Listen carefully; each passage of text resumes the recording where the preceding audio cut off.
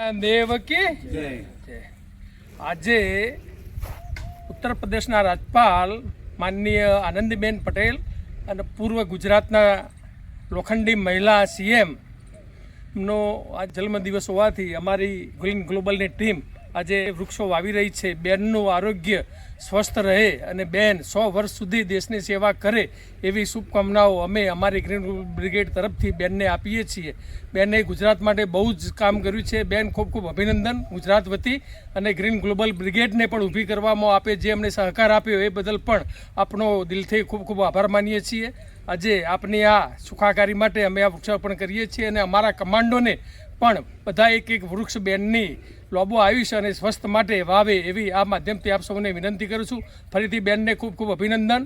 Thank you. આભાર. Green global brigade.